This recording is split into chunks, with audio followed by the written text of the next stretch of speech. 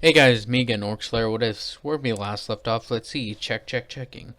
Where we last left off? Deku Izumi had awoken. Deku awakening to hearing words, and only in death does his duty end. Which he has no idea where they came from, but after he heard them, he sort of snapped out of it and regained full consciousness, you could say, out of the Black Rage. And Izumi, well, she heard something different. As she was coming out of it, she's like, ah, yes, my warrior, continue on. As it's like a very, I don't know how to describe the voice, deep and fiery, I would say, because I don't know how they actually sound. Then you had Tazashi, who is also still somewhat awake and alive. Wake me up. No, joking. He woke up to the only in death does duty end when he thought he was about to be embraced by the Emperor. Unfortunately, no, he wasn't. He awoke somewhat in stasis, and he's like, "Oh, this will be my life for a while." As when Izumi and Deku got back home, they just went to go and pass out in their rooms. Deku goes back, actually contacts Sato and tells him about, well, I think Sato already met them, since he actually was there when they woke up. But they contact the school and ask what had happened there. As everyone in Class 1A at the very least, and the teachers have been debriefed of what happened at the school, and 1A is like shell shocked. A lot of the students have no idea what to say about it. And quite a few of them have a form of PTSD, because when you see people ripping each other apart, you of course will have some form of PTSD. And so with that, we cut to the Class 1A is assembled by Aizawa, since he's somewhat calmer, I guess, since he wasn't as harmed. And so as there, he asked like Deku Izumi and even Sato to explain the situation, or not explain the situation, but to answer questions so the way the other students feel more comfortable. Bakugo and Momomo actually contacts Deku, talking about how she was kind of worried about him, like since he fell into the rage. He explains that everything is all right with him, is that not luckily he was able to pull himself out of it. As he like is rubbing his head as he's talking to her, he's like, yeah, it was not a, as he's thinking back to everything he saw the Primarchs, he even saw the Emperor in a way, when, because if I remember, it's like all of Sanguinius's, not all of it, but a good portion of it, and he saw other bits of Sanguinius's life. He even went even further back than most, instead of just being the Siege of Terra and him fighting Horus. He saw Sanguinius fight Kabanda, which is the strongest, I believe it's the strongest greater demon of Corn. Try not to yawn, I'm sorry. And he saw that fight of how Sanguinius literally took to the skies and dueled a literal demon. It was a literal fight between an angel and a demon, literally flying in the air, as he saw Sanguinius bring Kabanda low and kill one of the greater demons out there. As then you as he explains that he saw way more than any other Marine he thinks has ever seen, as he's like, it was surreal.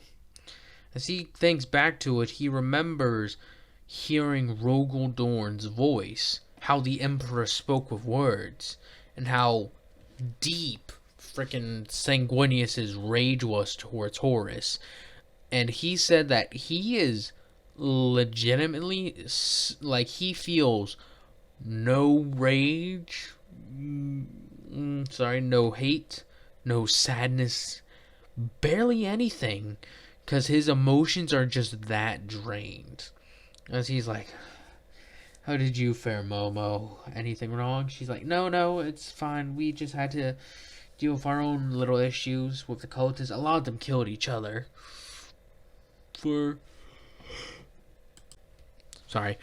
She says that a lot of them killed each other for the ritual as they tore each other apart. And she said that Jiro and Kaminari were a bit shell-shocked, more to say, as he's like, and I'm guessing you weren't. She's like, well, it's not the first tango of demons I've dealt with. He's like, that is true, Momo.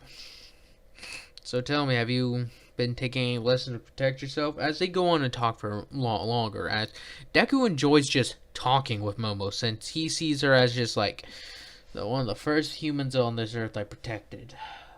Next to my sister, of course. As he's going and thinking about it, he's like, Momo, thank God I found you when I did. As he's listening to her go on and on about how she's made a couple more friends in 1A, and how she's actually been able to help Kaminari and Jiro deal with their issue with how everything turned out there. As then it comes to like a day or so later, UA is still closed at this point. The class of 1A was just called in so they could get talking to Deku and reassurances, because they saw how Deku fought. They want to get reassured by the person who's in their class that nothing else will happen like that, or if something does, that he will strike down whatever. Something like that is what most of them are thinking. And I'm pretty sure Muneta is still gone, so booted. As you cut over to Deku standing in front of the class with Sato and Izumi, Sato's just like, you sure about this, Deku? He's like, what other choices there, Sato? That was Deku yawning, and me. As Deku's like still somewhat mentally drained, as Izumi's like, yeah, Deku, you sure this is a good idea? I still kind of just want to sleep for a week. Deku says, we can sleep later. Let's just get this over with. As they enter the classroom with Aizawa there with a few bandages, because he did get hurt a tiny bit. As then you cut over to classes, like, as Deku's like, all right, first question, go. As he's rubbing his head, as he's like has this like gallon-sized thing of coffee. So what exactly what were those? He's like, sure, the librarians explained everything to you, right? This became boring. Is what Deku somewhat thinks. As they're like, yeah, but we just want to hear from you. Alright. So, those were the forces of Korn. Or as we will not invoke his name. As he was about to say Korn, then he's like, well, we probably shouldn't invoke their names. Chain could be there. The Blood God, the strongest, quote unquote, among him. As he's like, why is he the strongest? He's been around, supposedly, he's been around a really, really long time. And with how much blood and war is going on in the other universe, I'm pretty sure he's the strongest. Maybe not the smartest, but strongest for sure. As then you go over to another one. It's like, how many others are there? He's like, there are 4 main ones. There could be more smaller ones, but they don't really pose any significant threat. I'm pretty sure I may even be able to kill a minor one, as that's Deku somewhat trying to be more reassuring, saying that I could definitely kill some sort of warp god, even though he really doubts he could. Like, really, really doubts it. So Deku isn't trying to boast and, like, be arrogant. He's just saying that so the other ones feel more comfortable. So, like, how did you, how did Sato get like that?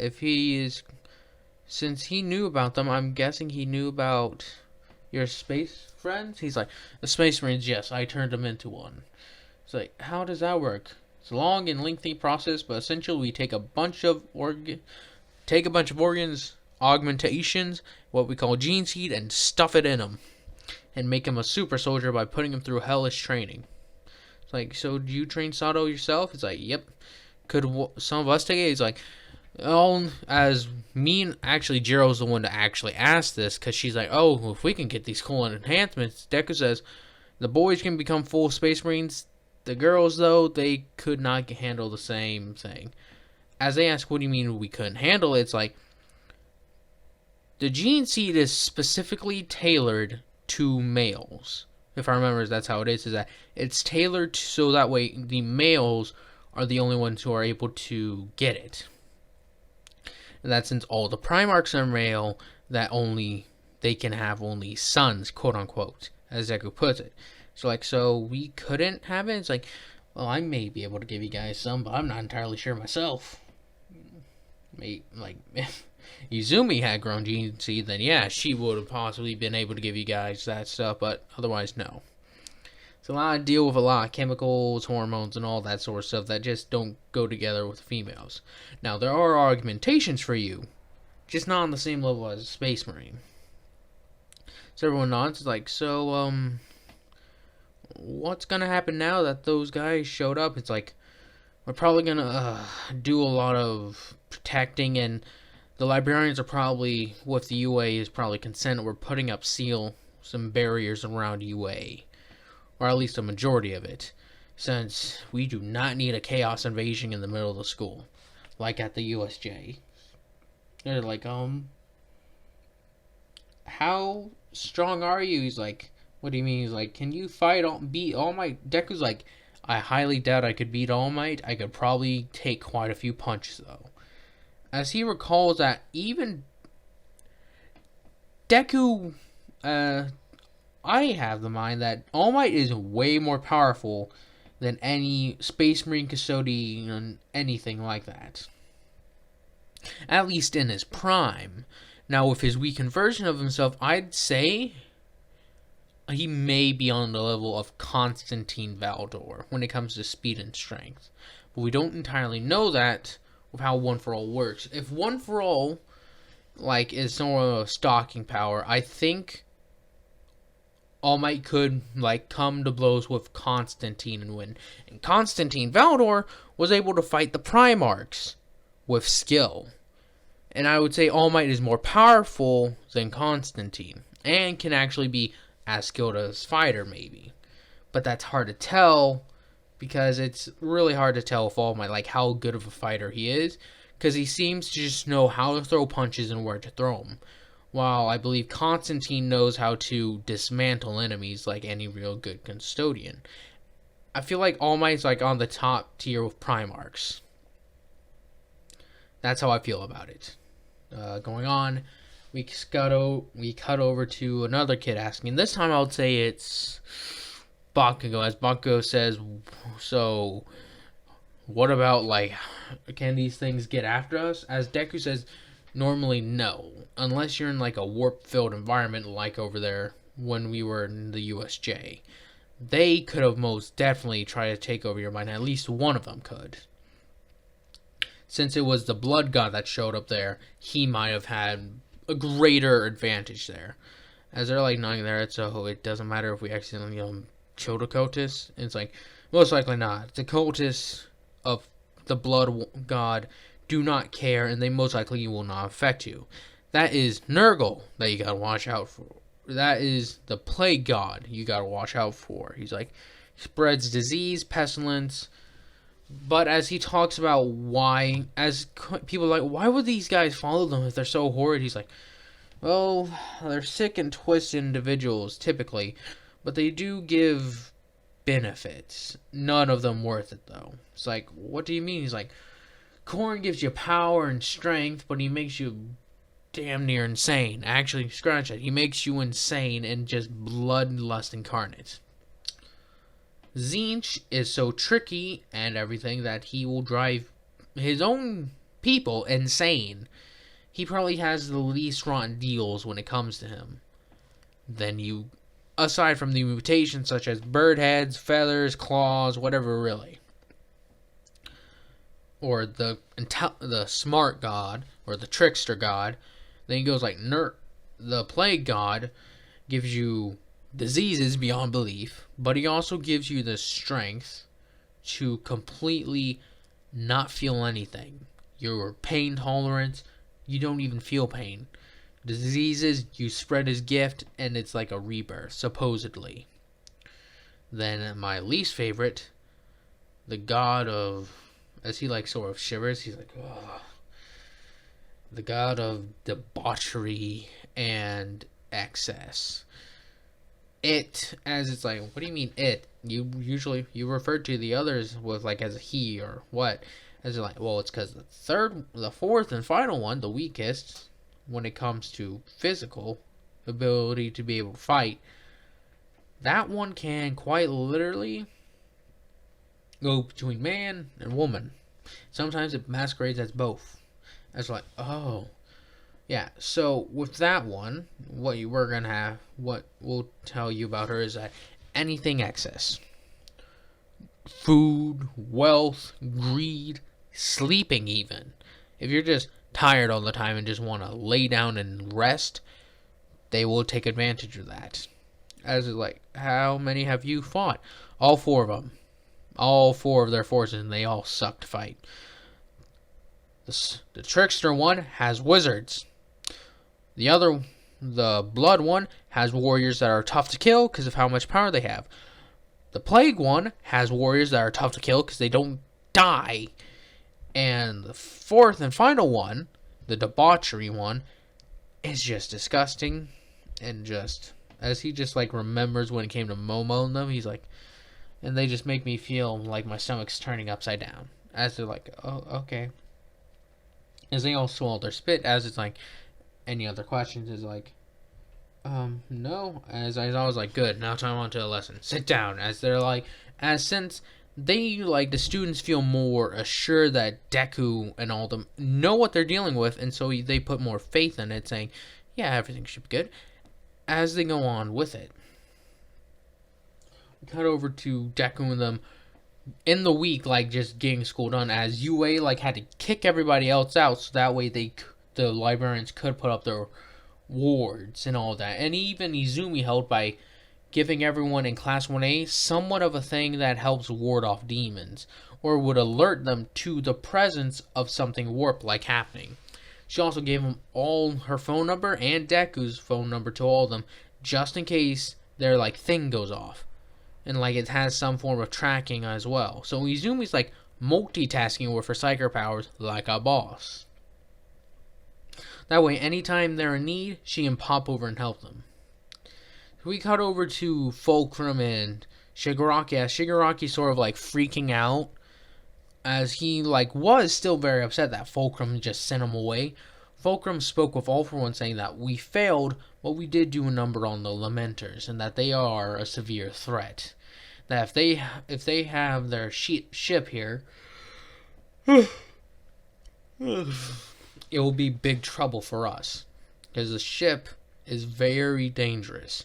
If it's operational, it's way worse, but if it isn't, they still have a bastion to where they can retreat to and re-heal the numbers.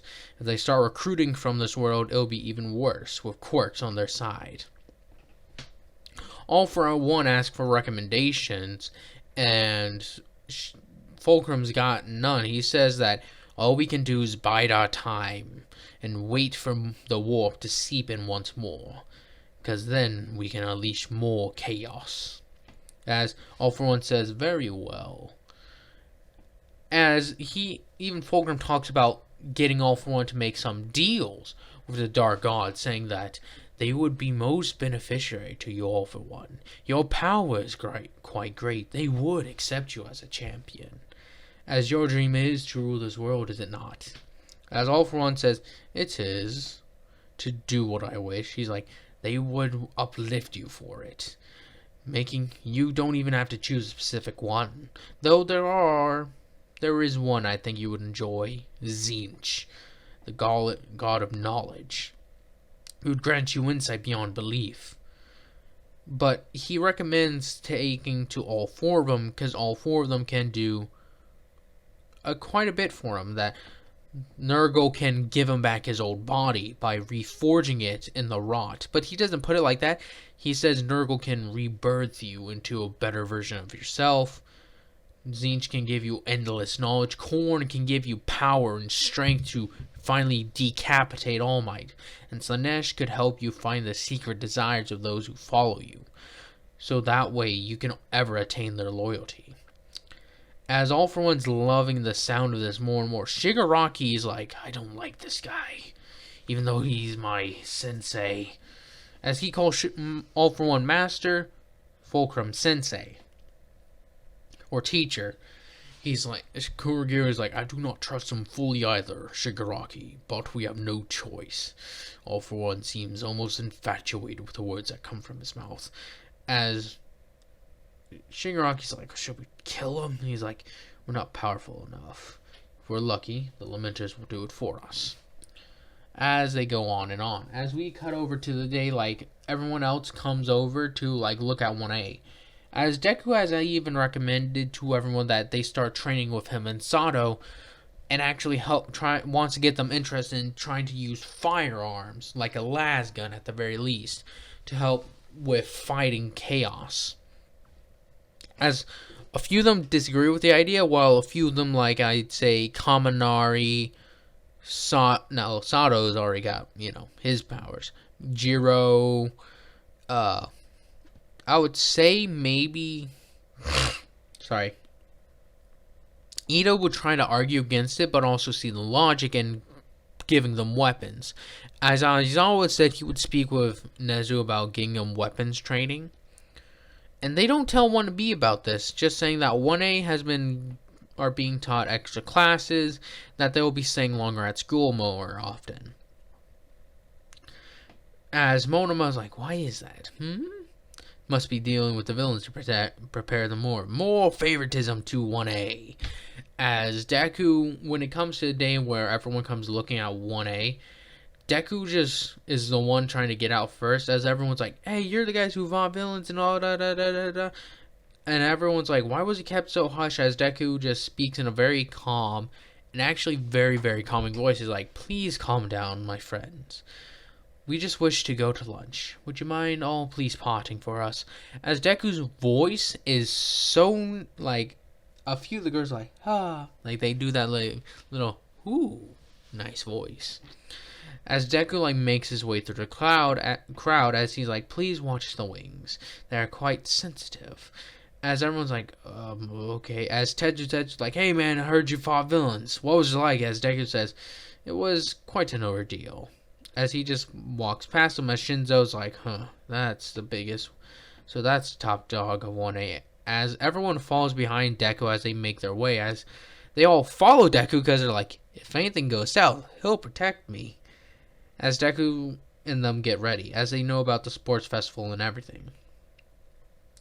Cutting over to the day of the sports festival, Todoroki's been thinking about it, and he actually acknowledges Deku as the most powerful person in class, as he does declare his little war on Deku. As Deku's like, the two of us need not fight, Todoroki. We share the same enemies.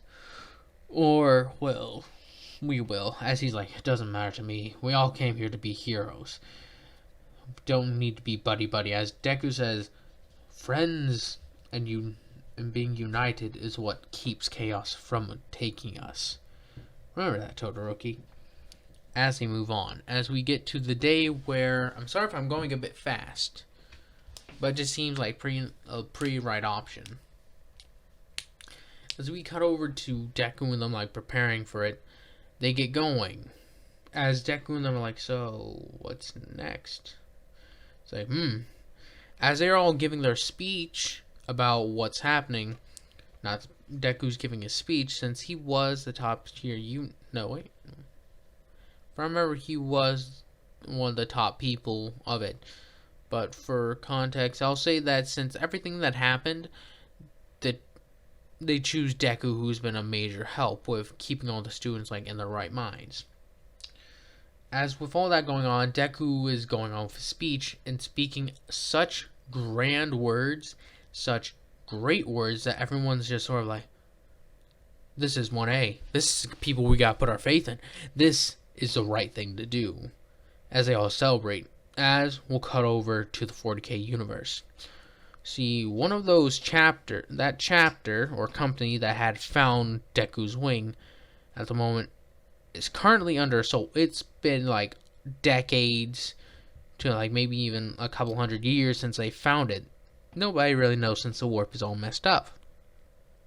As they're pinned down as this is like further on into the event, they start the guy who has the feather, sorry, like put on his the feathers put on his helmet as sort of like a relic, or not the guy who puts it on his helmet. He actually gave it to the librarian to hold on to, so that way he could pray it, and maybe it would summon the Sanguinor. As they start like being forced back, and they start praying heavily, saying please, as they're starting to channel it. As this is like, the time difference is quite large. But that's where I'll be ending this one off at. I hope you guys enjoy this. Hope you guys continue to enjoy this, and I hope you guys have a nice day, nice night, nice life.